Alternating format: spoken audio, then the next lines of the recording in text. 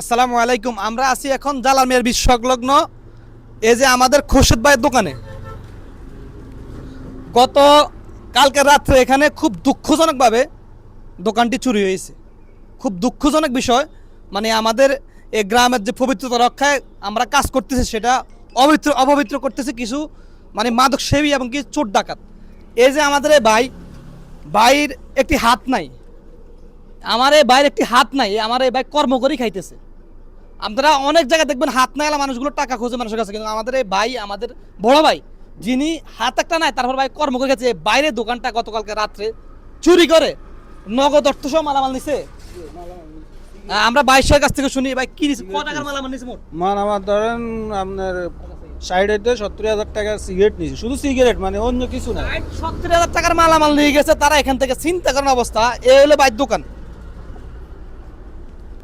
আমাদের এই ভাই যে কর্ম করে খায়, এটা কি ভাইয়ের অন্যায়? তোর জালিমদের আমরা মানে এইসব জালিমদের মানে ধ্বংসের জন্য আলাদা দোয়া করি। আমাদের এই ভাই যিনি কষ্ট করে জীবিকা নির্বাহ করে, আজকে দীর্ঘ এত বছর কষ্ট করে এ তিলে তিলে একটা মানুষের, একটা দোকানদারের এই মানে এই টাকা ক্ষতি হলে মানুষের কি কষ্ট হয় আপনারা চিন্তা করেন।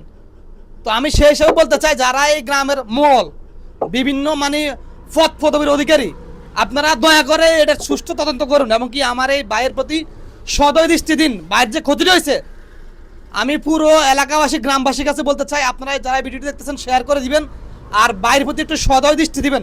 ভাইয়ের যে ক্ষতিটা হয়েছে মানে আমরা অন্তত কিছু এই ক্ষতি দূর করতে পারি। যারা আছেন সামর্থ্যবান বিত্তবান, আপনারা ভাইয়ের প্রতি মানে একটু মানবিক দৃষ্টি দিবেন, এটা হচ্ছে আমার এই ভিডিওর উদ্দেশ্য। আর যারা এই কাজগুলো করেছে, যারা মোড়ল আছেন, বিভিন্ন পদ পদবীধারী নেতা আছেন, আপনারা এই বিষয়ে সুষ্ঠু তদন্ত করে যারা এই কাজগুলো করে। গত কয়েকদিন আগে এরকম কিছু হয়েছে আবার ভাই আমাদের এখানে গ্রামে ওই সামনে পাটার দাদা সলমানের দোকান আছে, ওনার দোকানটাও ঠিক এভাবে চুরি হয়েছে। মানে আমাদের ফাটারি বাড়ির সামনে একটা দোকান চুরি হয়েছে। এখন ওনার দোকানটা এখন আজ গতকালকে রাতে তারা এই দোকানটি টার্গেট করে মোটামুটি 60-70 টাকা মালামাল নিয়ে গেছে। এই হলো অবস্থা। এই তালাটি ভেঙে তারা বাইরে ফেলাই দিছে। তো এটি হচ্ছে আমার অনুরোধ, আমরা বাইরের সাথে যোগাযোগ করার জন্য বাইরের মোবাইল নাম্বারটি দিয়ে দিব। আপনারা বাইরের সাথে যোগাযোগ করে বাইরে অন্তত মানবিক দৃষ্টিতে বাইরের প্রতি আপনারা সদয় দিবেন, দৃষ্টি দিবেন, এই কামনাই করতেছি। সকলকে ধন্যবাদ। আসসালামু আলাইকুম।